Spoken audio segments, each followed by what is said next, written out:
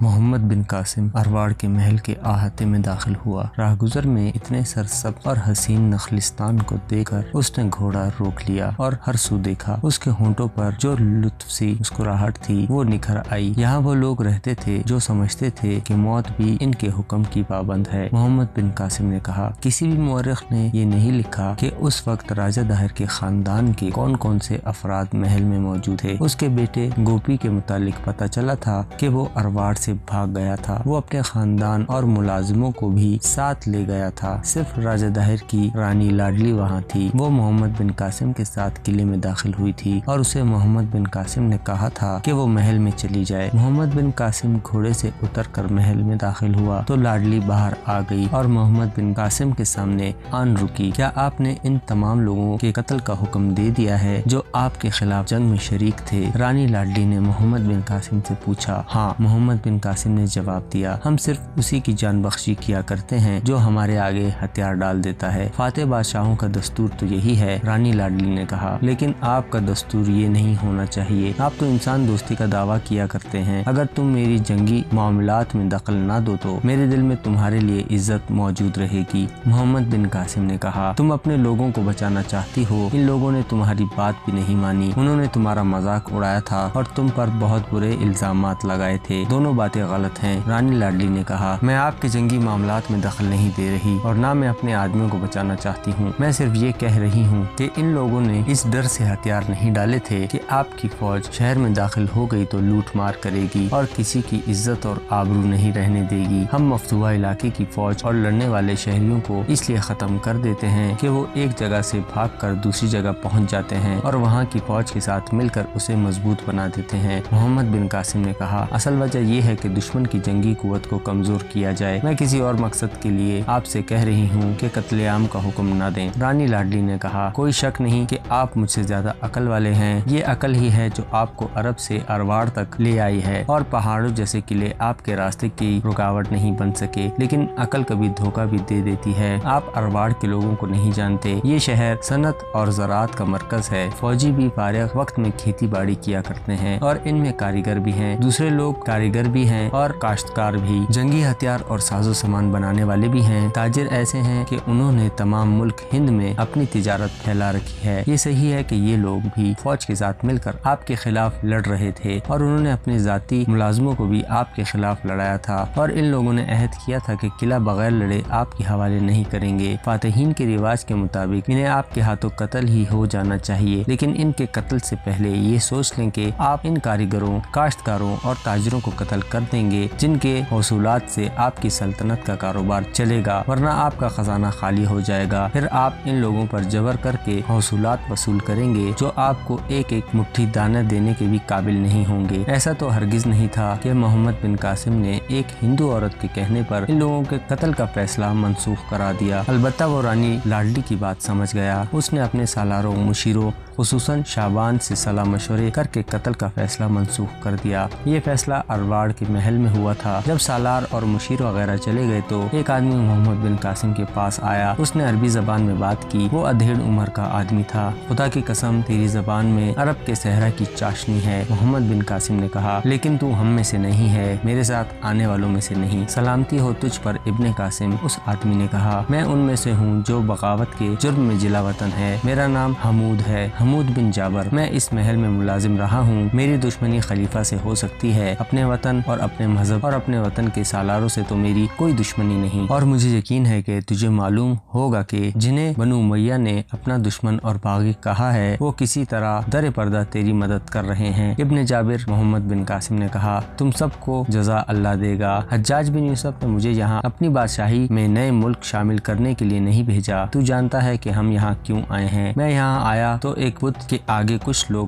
سجدے میں پڑے دیکھے۔ میں نے دیکھا، میں نے نظر بچا کر بت کا بازو بند اتار لیا۔ بت کو پتہ نہ چلا۔ اس بت کی عبادت کرنے والوں کے ہاتھ سے قلعہ نکل گیا اور انہیں بہت بری شکست ہوئی، مگر یہ لوگ ابھی تک اس بے جان بت کے آگے سجدے کر رہے ہیں۔ اگر میں انہیں یہ نہ بتاؤں کہ عبادت کے لائق صرف اللہ ہے اور فتح اور شکست اسی کے ہاتھ میں ہے تو کیا میں گناہگار نہیں ہوں گا؟ میں اللہ کی حکمرانی قائم کرنے کے لیے گھر سے نکلا ہوں۔ میں ایک بات کرنے آیا ہوں ابن قاسم۔ حمود بن جابر نے کہا تو نے ارواڑ کی فوج اور شہر کے ان لوگوں کو جو تیرے خلاف لڑے تھے بخش دیا ہے، کیا میں نے ٹھیک نہیں کیا؟ ابن قاسم حمود نے کہا میں تجھے یہی بتانے آیا ہوں کہ تیرا فیصلہ ٹھیک ہے، لیکن اس قوم سے ہوشیار رہنا، ان کے جسموں کو قتل نہ کرنا، ان کے جسموں کے اندر جو انسان ہیں انہیں قتل ہونا چاہیے، ان بتوں کا جو بھوت سوار ہے اس بھوت کی جان بخشی نہ کرنا، انہیں اسلام کی روشنی دکھانا، پیار سے دکھانا، کوئی اور طریقہ اختیار کر ورنہ یہ سمجھ لے کہ تو نے سانپوں کو کھلا چھوڑ رکھا ہے۔ محمد بن قاسم نے شعبان سے کہا کہ وہ شہر میں زیادہ سے زیادہ مخبر پھیلا دے اور ہر گھر کے اندر کے حالات بھی معلوم کرتا رہے۔ اس حکم کے تحت جو مخبر بنائے گئے تھے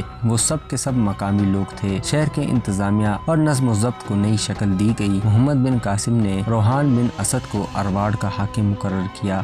چونکہ ارواڑ کے لوگوں کو بخش دیا گیا تھا اس لیے ان کے دلوں اور ان کی سوچوں کو اپنی طرف مائل کرنا ضروری تھا۔ اس کام کے لیے محمد بن قاسم نے مذہبی امور کے لیے ایک الگ حاکم مقرر کر دیا، یہ تھا موسیٰ بن یعقوب۔ شہر کا قاضی بھی اسی کو مقرر کیا گیا۔ ابن یعقوب محمد بن قاسم نے اسے خصوصی ہدایات دیتے ہوئے کہا اہل ثقیف کو آپ پر فخر ہے، آپ مجاہد بھی ہیں اور عالم بھی، ہم نے کفرستان میں آ کر اپنی عدالت قائم کی ہے، ان غیر مسلموں کو عمل سے بتانا ہے کہ عدل و انصاف کیا ہوتا ہے، انہیں دکھانا ہے کہ مسلمانوں کی عدالت اللہ کے احکامات کی پابند ہوتی ہے اور اس کی عدالت میں امیر اور غریب، حاکم اور محکوم ایک ہوتے ہیں۔ اللہ کا قانون دنیاوی رطوبتوں سے انسانوں کو اونچ نیچ کا تعین نہیں کرنے دیتا۔ چیشنامہ فارسی میں لکھا ہے کہ محمد بن قاسم نے موسیٰ بن یعقوب سے کہا تھا کہ وہ قرآن اور اس کی آیات کو مشل راہ بنائے۔ محمد بن قاسم کو اب آگے بڑھنا تھا لیکن وہ دیکھنے کے لیے رکا رہا کہ ارواڑ کی سرکاری مشینری کس طرح چل رہی ہے اور جزیے کی وصول میں کوئی دشواری تو پیش نہیں آ رہی۔ دیکھنے والی بات تو یہ تھی کہ ارواڑ کے لوگوں کا در پردہ کیا رویہ ہے اور ان کے دلوں میں کوئی خطرناک ارادہ پرورش تو نہیں پا رہا۔ مخبر اپنے کام کر رہے تھے، ان کی اطلاعات امید افزا تھیں، لوگوں نے اپنا کاروبار شروع کر دیا تھا، شہر کے حالات معمول پر آ گئے تھے۔ چونکہ محمد بن قاسم نے شہر کے لوگوں پر اسلام قبول کرنے کی پابندی عائد نہیں کی تھی اور عبادت گاہوں پر بھی کوئی پابندی نہیں تھی، اس لیے تمام غیر مسلم مسلمانوں کے ممنون تھے، ان کی عزتیں بھی محفوظ تھیں اور ان کے مویشی اور مال و اموال بھی محفوظ تھے۔ ان کی اپنی فوج ان سے اناج بلا قیمت لے لیا کرتی تھی یا برائے نام پیسے دیا کرتی تھی، لیکن مسلمان ان سے پوری قیمت دے کر اناج اور دیگر اشیاء خریدتے تھے۔ ان کے ساتھ مسلمانوں کا یہ سلوک خلاف توقع تھا، حالانکہ انہیں معلوم ہو چکا تھا کہ مسلمان مدفوعہ لوگوں پر جبر و تشدد نہیں کرتے۔ ایسے اچھے سلوک اور رویے کا اثر ارواڑ کے لوگوں پر ایسا پڑا کہ انہوں نے دل سے مسلمانوں کی اطاعت قبول کر لی۔ مذہبی اموار کے حاکم اور قاضی موسیٰ بن یعقوب نے اسلام کی تبلیغ شروع کر دی اور چند ایک ہندو خاندانوں نے اسلام قبول کر لیا۔ پھر بھی محمد بن قاسم کوئی خطرہ مول نہیں لینا چاہتا تھا۔ رات کو اس نے رانی لاڈلی کو بلایا۔ لاڈلی عالم شباب میں تھی اور اس کا حسن بے مثال تھا، وہ راجہ داہر پر طلسم کی طرح چھائی رہتی تھی، مگر داہر کے جسم سے شباب کبھی کا رخصت ہو چکا تھا۔ اس وقت لاڈلی نوجوان تھی، اب تو داہر کے جسم سے روح بھی رخصت ہو چکی تھی۔ رانی نے محمد بن قاسم کو اعتماد میں لے لیا تھا اور اس نے دل میں اپنا اعتماد پیدا کر لیا تھا۔ پہلا یہ موقع تھا کہ محمد بن قاسم نے اسے رات کو بلایا تھا۔ رات کو بلانے کا کیا مطلب وہ سمجھتی۔ وہ جب محمد بن قاسم کے کمرے میں داخل ہوئی تو تاریخ اسلام کا یہ نوجوان سالار اسے دیکھ کر حیران رہ گیا۔ اس نے اس جوان سال رانی کو عام اور قدرتی حالات میں دیکھا تھا اور اس رات تک وہ سادگی میں ہی رہی تھی۔ وہ بیوہ ہو چکی تھی اور فاتح سالار کے پاس اس کی حیثیت قیدی کی تھی۔ وہ اب رانی نہیں تھی کہ وہ بن ٹھن کر رہتی، وہ سادہ سے سفید کپڑوں میں ملبوس رہتی تھی، مگر محمد بن قاسم کے بلانے پر تو بن ٹھن کر آئی۔ ریشمی کپڑوں، بناؤ سنگھار اور فانوسوں کی پیلی روشنی میں وہ محمد بن قاسم سے چھوٹی لگتی تھی۔ اس کے ہونٹوں پر جو تبسم تھا وہ اس کے جذبات کا ابال کا پتہ دے رہا تھا۔ مجھے معلوم تھا کہ ایک رات تم مجھے ضرور بلاؤ گے، رانی نے محمد بن قاسم سے کہا۔ میرے شباب نے آخر تمہیں مجبور کر ہی دیا۔ محمد بن قاسم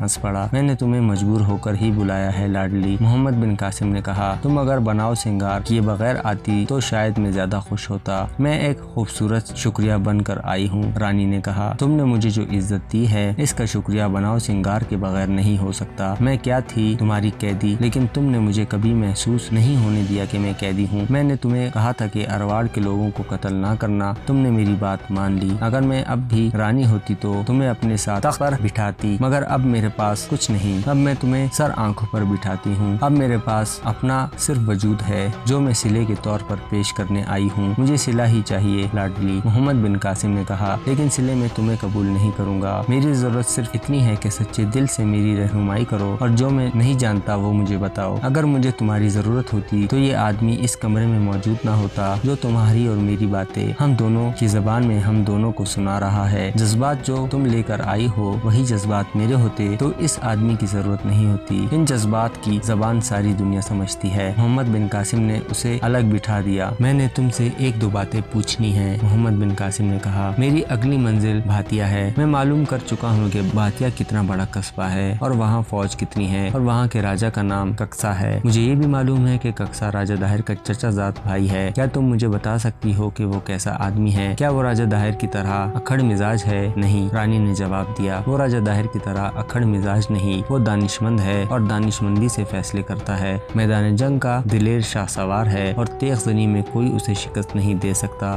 بشرطے ایک آدمی کے مقابلے میں ایک آدمی میدان میں اترے۔ تمہیں شاید معلوم نہیں کہ ککسا تمہارے خلاف لڑ چکا ہے، وہ راجا داہر کے ساتھ تھا، راجا داہر کو ککسا کا بہت سہارا تھا مگر وہ مارا گیا اور ککسا ارواڑ آ گیا۔ تمہاری فوج کی اطلاع ملی کہ وہ ارواڑ کی طرف آ رہی ہے تو ککسا یہاں سے بھی چلا گیا، وہ لڑے بغیر قلعہ ہمارے حوالے نہیں کرے گا۔ محمد بن قاسم نے کہا، میرے مجاہد اس سے قلعہ لے لیں گے لیکن خون بہت بہہ جائے گا، میں چاہتا ہوں کہ وہ لڑے بغیر ہی ہماری اطاعت قبول کر لے، اگر اجازت دو تو میں اس کے پاس چلی جاؤں گی، رانی نے کہا، اور اسے کہوں گی کہ آخر اسے شکست ہی کھانی ہے تو کیوں نہ وہ خون ریزی کے بغیر ہی تمہاری اطاعت قبول کر لے۔ نہیں، محمد بن قاسم نے کہا، وہ کہے گا کہ مسلمانوں کا سپہ سالار بزدل ہے کہ اس نے ایک عورت کو فتح کا ذریعہ بنایا ہے، میں تم سے صرف یہ معلوم کرنا چاہتا ہوں کہ اس میں کتنی عقل ہے، وہ ارواڑ کا رہنے والا ہے، رانی نے کہا، تم نے دیکھا ہے کہ ارواڑ کے لوگ عقلمند، دیانتدار اور وفادار ہیں، ککسا ان لوگوں سے زیادہ عقلمند ہے، لڑنے یا لڑانے کا فیصلہ کرے گا تو سوچ سمجھ کر کرے گا، میری ضرورت ہوئی تو میں اس کے پاس چلی جاؤں گی۔ رانی محمد بن قاسم کے کمرے سے نکلی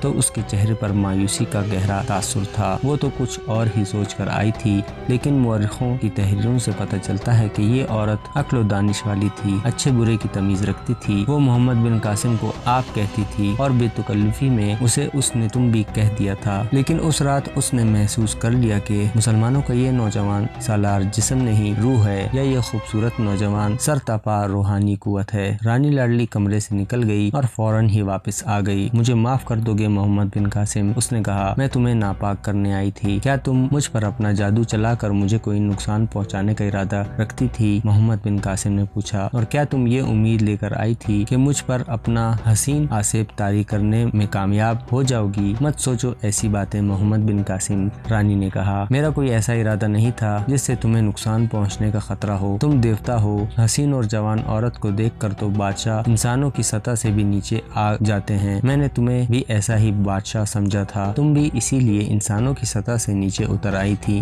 کہ تم شاہی خاندان کی عورت ہو۔ محمد بن قاسم نے کہا، نہیں، لاڈلی نے کہا، میری رگوں میں شاہی خاندان کا خون نہیں، میں تو معمولی سے ایک تاجر کی بیٹی ہوں جسے راجا داہر نے دیکھا تو اپنے لیے پسند کر لیا، میرے دل میں عام لوگوں کی محبت ہے، اس لیے میں قلعے کی دیوار کے قریب آ کر ارواڑ کی فوج سے کہہ رہی تھی کہ راجا داہر مارا جا چکا ہے اور وہ تمہاری اطاعت قبول کر لیں، پھر میں نے تمہیں کہا تھا کہ لڑنے والوں کو قتل نہ کرائے، اب میں تمہیں یہ بتاتی ہوں کہ ککسا تمہاری اطاعت قبول کر لے گا، خون کا ایک قطرہ نہیں بہنے دے گا۔ رانی لاڈلی یہ کہہ کر کمرے سے نکل گئی۔